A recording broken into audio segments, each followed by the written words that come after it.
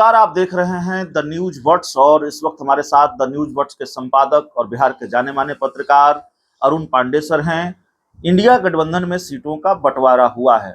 Seat बंटवारे का जो गुना भाग है उसको समझने की कोशिश करेंगे और कई तरह के जो सस्पेंस है उसको समझने की कोशिश करेंगे। सर, कल आखिरकार सस्पेंस खत्म कर दिया इंडिया गठबंधन ने, सीट बंटवारों के लिहाज से मैं बात कर रहा हूँ, बाकी तो अभी सस्पेंस बना हुआ है। सीटों के बंटवारे को कैसे देखते हैं और इसका क्या गुना भाग है? नहीं, देखिए, बिहार में लोकसभा की 40 सीटें हैं। 7 चरणों में चुनाव होंगे और पहले चरण में जिन 4 क्षेत्रों में चुनाव होने हैं, गया में, नवादा, जमुई और औरंगाबाद में, वहाँ तो सब कुछ हो चुका। नामांकन की प्रक्रिया समाप्त हो गई। अब उसके बाद कल महागठबंधन की सीट शेयरिंग और कौन सीट कौन लड़ेगा ये का खुलासा हो गया। देर से ही सही, कांग्रेस को ये संतोष की बात है कि बिहार में वो जो पहले से महागठबंधन था वो महागठबंधन अभी भी कायम है। भले ही उसके बाद नीतीश जी इस गठबंधन में आए और यहाँ से फिर वो चले गए। अब सीट का जो बंटवारा हुआ है ये मैं मानता हूँ कि कोई अप्रत्याशित नहीं है। यही होना ही था कि बिहार में ड्राइविंग सीट पर राजद को बैठना था। राजद बैठा है, राजद की सवारी है, मतलब राजद के ही जनाधार पर सबको श्रृंगार करना है। वो एमवाई जो राजद का है, सभी दलों को जो उनके सहयोगी हैं इसी से सबको ही लाभ उठाना है। अब कांग्रेस ने तो पहले कह रखी थी, राहुल गांधी ने कह दिया था कि हमको भाजपा से लड़ाई है, भाजपा को सत्ता से बाहर करना है, तो हम कुर्बानी देकर भी सहयोगियों से समझौता करेंगे।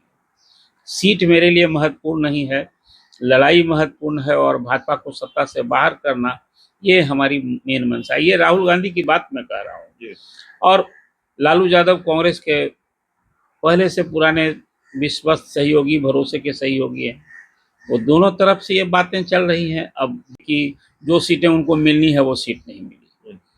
कोहराम, हालांकि जो कांग्रेस का जो प्रदेश नेतृत्व है, यूँ दिल्ली का भी नेतृत्व आपका है, तो वो लोग तो संतुष्ट हैं कि 9 सीट मांगे थे। पिछले लोकसभा चुनाव में भी 9 सीट लड़ी थी कांग्रेस। अब वो 9 सीटें मिल गई।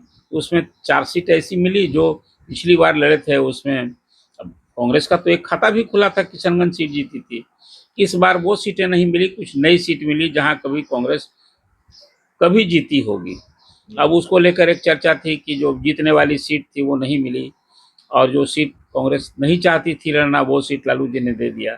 देखिए, इस चुनाव का एक महत्वपूर्ण पहलू भी समझना होगा कि लालू प्रसाद ने अपने एमवाई को अब विस्तार करने की एक पहल की है। तेजस्वी की यदि राजनीतिक भविष्य को संवारने की बात है, आने वाला जो विधानसभा चुनाव होगा अगला साल जो नवंबर में तय है, तो लालू प्रसाद ने उसको ध्यान में रख करके ही इस लोकसभा चुनाव में विभिन्न अलग अलग जाति समूह को साधने की भरसक कोशिश की। और ये पूरी सीट का जो बंटवारा हुआ है वो राजद ने अपने नफा नुकसान को ध्यान में रख कर भी किया है। क्या उसमें जैसे यहाँ एमवाई के अलावा कुशवाहा जाति को साधने के लिए इस चुनाव में एक बड़ा महत्वपूर्ण पहलू है कि जो अभी जातीय सर्वेक्षण जो आया था उसमें जाति के हिसाब से यादवों की सबसे अधिक आबादी है, 14.5%। दूसरे बाद दूसरी बड़ी आबादी कुशवाहा की मानी जाती है। तो उसको साधने के लिए सभी दलों ने प्रयास किया है और उसमें राजद ने तो कुछ बढ़ चढ़ कर किया है। कुछ ऐसी सीटें जहां लोगों को सचमुच हैरानी होती है कि वहां कुशवाहा को टिकट कैसे मिल गया, लेकिन बड़ी दूर की सोच की राजनीति के तहत लालू प्रसाद ने ये प्रयोग किया है। और उसमें सभी दलों की सूची में अभी देख रहा था, सभी 40 लोकसभा सीटों में तो मुख्य लड़ाई तो मेन होना है एनडीए वर्सेस महागठबंधन की। 5-7 सीटें ऐसी दिख रही हैं मुझे, 5-7 सीटें जहां ट्रेंगुलर फाइट की भी गुंजाइश बनती दिख रही है। तो उसमें लगभग अब बराबर ही हो चला है, 1-2 सीट ज्यादा हुई। यादव और कुशवाहा जाति के कैंडिडेट्स इस बार ज्यादा पिछले चुनावों की तुलना में देखने को मिल रहे हैं। वो ये इस बात का परिचायक है कि जाति सर्वेक्षण की रिपोर्ट रंग लाई है और सभी लोग खासकर कुशवाहा जाति को साधने के लिए कोई पीछे अब नहीं रह गया। मतलब तो मुस्लिम यादव के साथ एमवाई के साथ के भी जुड़ गया है। के भी जुड़ गया है। और फिर अति पिछड़े जिसके अब 36% आबादी है उनकी, 112 जातियां हैं, उस जाति समूह को भी साधने के लिए अब कोई पार्टी रिस्क लेने के तैयार नहीं है। तो आपने देखा कि चित्तौड़गढ़ कहा जाता है औरंगाबाद, जी जहां अब तक 2 परिवार का ही वर्चस्व रहा, कोई 8 बार और कोई 6 बार, और अब इस बार फिर दूसरी बार वहां कुशवाहा जाति से ही अभी अभय कुशवाहा को जदयू ने कैंडिडेट बनाया, नहीं राजद ने कैंडिडेट बनाया। वहाँ भाजपा के सुशील कुमार सिंह है, और पिछले चुनाव में उपेंद्र प्रसाद ने टक्कर दी थी। हार जीत तो का एक अलग मसला होता है। तो इसी तरह से कई नवादा की सीट है, अब वो भूमिहार की कंस्टिट्यूंसी मानी जाती है। वहाँ भूमिहार और यादव में जो राजनीतिक प्रतिद्वंदता होती है, इस बार वहाँ दाव लगाया है लालू प्रसाद ने श्रवण कुशवाहा को मैदान में उतार करके। वहाँ पहले से उनके एक मजबूत स्तंभ कहे जाते हैं राजवल्लभ यादव, उनके भाई लड़ने को तैयार थे विनोद यादव, टिकट नहीं मिला, वो चुनावी जंग में तब भी कूदने को तैयार बैठे हैं। तो मुझे लगता है कि नवादा की सीट में यदि विनोद यादव चुनावी जंग में होंगे तो बीजेपी की राह और आसान होगी। लेकिन एक संकेत तो बीजेपी राजद ने लालू प्रसाद ने भरसक देने की कोशिश की। अब आप देख लीजिए इसी तरह से जहानाबाद कभी भूमिहार की कंस्टिट्यूंसी मानी जाती थी।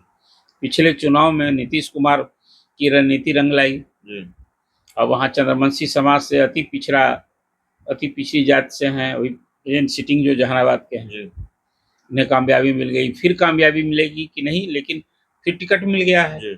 और वहाँ फिर अब जो लग रहा है अभी कि सुरेंद्र यादव जो राजद के कैंडिडेट हैं, इन दोनों के बीच में कहीं अरुण कुमार एक्स MP अभी लोजपा से रामविलास लोजपा के साथ है, उन्होंने वहाँ से नाता तोड़ लिया है, और जैसी चर्चा हो रही है यदि वो चुनावी जंग में कूदते हैं तो फिर वहाँ भी एक तिकोना मुकाबले की स्थिति हो जाएगी। तो कई जगह कुछ जैसे बीजेपी का इस पूरे चुनाव परिदृश्य में अंततः देख लीजिए वही हिंदू मुस्लिम राष्ट्रवाद यही सब मुद्दा रहेगा। 10 साल की जो नरेंद्र मोदी गवर्नमेंट की उपलब्धियां हैं वो तो अपनी जगह हैं, उसको भी लोग के सहारे उठाएंगे ही। और कई सारे जो लोग जन कल्याण के काम हुए हैं, गरीबों को फ्री अनाज, आयुष्मान कार्ड, कई ये सब मुद्दे तो हैं ही, लेकिन अंततः मतदाताओं को बिहार में जो 18% मुस्लिम है, 82% हिंदू है, इसी आधार पर बीजेपी भरसक की 7 चरणों के चुनाव में मतदाताओं को गोलबंद करके साधने की भरसक कोशिश होगी। वहीं विपक्ष जो है, अब लालू प्रसाद तो माहिर हैं इसके, तो वो भी जाति के हिसाब से तो सब लोग के बिहार में एक है ना कि हर कोई जात का एक बड़ा नेता है। लालू प्रसाद तो उस मामले में 90 के बाद से एक राजनीति की धुरी है, तो वो अंततः फिर वो ये अगरा पिछड़ा की एक लड़ाई मुझे ये मोड़ देने की भरसक कोशिश होगी। और ये देखना है कि पिछले चुनाव में तो एनडीए का बिहार में डंका बजा था, 40 में 39 सीटें जीती थी।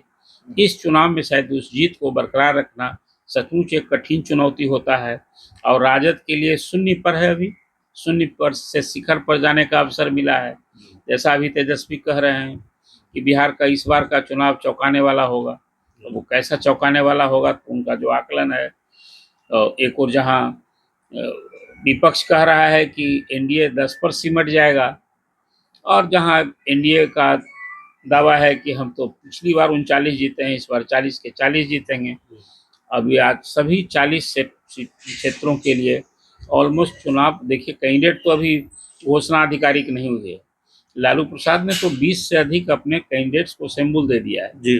कुछ ऐसी सीटें हैं जहां की अभी हो सके यदि वीआईपी पार्टी के उनके सहनी इस पाले में आ जाए तो लालू प्रसाद अपनी 26 सीट में से कोई एक सीट या 2 सीट जो उन्हें तय करना है देकर एकोमोडेट करेंगे। एक अब सवाल है हिना साहब का, जो अभी सिवान से कैंडिडेट हैं, अब वो तो राजद से बागी बन गई हैं, निर्दलीय लड़ेंगी, एआईएम ने उन्हें सपोर्ट की घोषणा कर दी है। इस बार एआईएम का बिहार के चुनावी जंग में, लोकसभा के चुनावी जंग में कूदना एक कहीं ना कहीं जो मुस्लिम वोट बैंक की राजनीति करने वाली पार्टियां हैं उनके लिए वहां उनके इस वोट बैंक में संधवारी की कोशिश हो सकती है। 16 जगह एआईएम लड़ रहा है किशनगंज सहित, और उसमें हिना साहब को भी सपोर्ट करने की बात की है। और एआईएम का कैंडिडेट सिर्फ मुस्लिम नहीं होगा, मुस्लिम बहुल क्षेत्रों में मुस्लिम होंगे, गैर मुस्लिम भी उनके कैंडिडेट होंगे। ये एक क्या रंग आता है वो देखना होगा।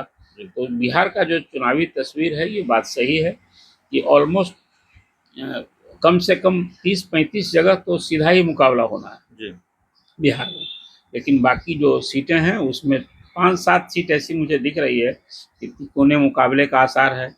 अब चुनाव अभियान शुरू होगा, अभी तो पार्टी महागठबंधन में सीट शेयरिंग हुआ है, सीट तय हो गया है, अब कैंडिडेट की घोषणा होगी।